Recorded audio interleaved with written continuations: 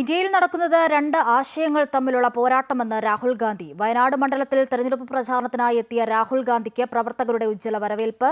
വയനാടിന്റെ പ്രശ്നങ്ങൾ പരിഹരിക്കുന്നതിൽ കേന്ദ്ര സംസ്ഥാനങ്ങൾ പരാജയപ്പെട്ടതായും രാഹുൽ ഗാന്ധി പറഞ്ഞു. കൂടുതൽ വിവരങ്ങളുമായി വയനാട്ടിൽ നിന്നും രതീഷ് കൂടി ചേരുകയാണ്. രതീഷ്, നമുക്കറിയാം രാഹുൽ ഗാന്ധി ഇത് രണ്ടാം ഘട്ട പ്രചാരണത്തിനായാണ് ഇന്ന് എത്തിയിരുന്നത്.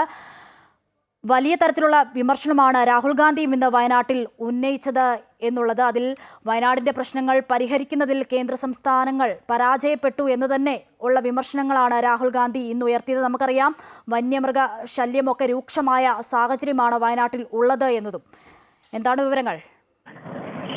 തീർച്ചയായും അശ്വതി, രണ്ടാം വരവിൽ രാഹുൽ ഗാന്ധി അതിരൂക്ഷമായ വിമർശനം തന്നെയാണ് കേന്ദ്ര സർക്കാരിനെതിരെയും അദ്ദേഹത്തിന് സംസ്ഥാന സർക്കാരിനെതിരെയും ഉന്നയിക്കപ്പെട്ടത്. കാരണം ബത്തേരിയിൽ അദ്ദേഹം വോട്ടർമാരെ അഭിസംബോധന ചെയ്ത് സംസാരിക്കുന്ന വേളയിൽ അദ്ദേഹം പറഞ്ഞത് വയനാട്ടിൽ നിരവധി പ്രശ്നങ്ങളുണ്ട്, വന്യമൃഗശല്യം അടക്കമുള്ള പ്രശ്നങ്ങൾ. ഇത് പരിഹരിക്കുന്നതിൽ കേന്ദ്ര സംസ്ഥാന സർക്കാരുകൾ പരാജയപ്പെട്ടു.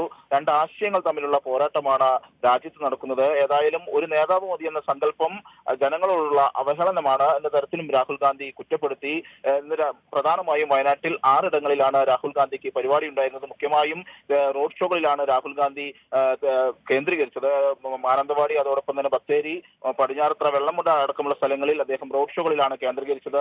കഴിഞ്ഞ തവണ രാഹുൽ ഗാന്ധി മണ്ഡലത്തിൽ ഇല്ലാത്തത് പ്രചരണ വിഷയമാക്കുന്ന ഒരു സാഹചര്യത്തിൽ തന്നെയാണ് വോട്ടർമാർക്ക് നേരിൽ കാണുന്നതിന് വേണ്ടി രാഹുൽ ഗാന്ധി മണ്ഡലത്തിലെത്തി 2 ദിവസമാണ് രാഹുൽ ഗാന്ധി മണ്ഡലത്തിൽ ചെലവഴിക്കുക. അതിനുശേഷം നാളെ നിലമ്പൂർ, വണ്ടൂർ, ഏറനാട് തുടങ്ങിയ നിയോജക മണ്ഡലങ്ങളിൽ രാഹുൽ ഗാന്ധിയുടെ റോഡ് ഷോ ഉണ്ടാകും. ഏതായാലും അതിരൂക്ഷമായ വിമർശനം ഉന്നയിക്കുന്ന ഘട്ടത്തിലും രാഹുൽ ഗാന്ധി കർഷകരുടെ പ്രശ്നങ്ങളും ഉന്നയിച്ചു. വയനാട്ടിലെ പുൽപ്പള്ളിയിലെ കർഷക സംഗമത്തിലായിരുന്നു രാഹുൽ ഗാന്ധി ഇത്തരത്തിൽ പ്രതികരിച്ചത്. കാരണം കർഷകരുടെ പ്രശ്നങ്ങൾ പരിഹരിക്കണം. കർഷകരുടെ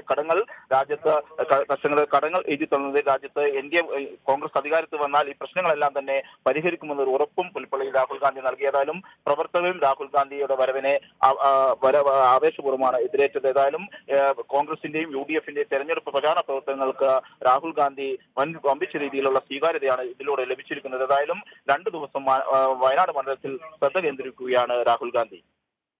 ശരി, വിവരങ്ങളാണ് വയനാട്ടിൽ നിന്നും രതീഷ് നൽകിയത്.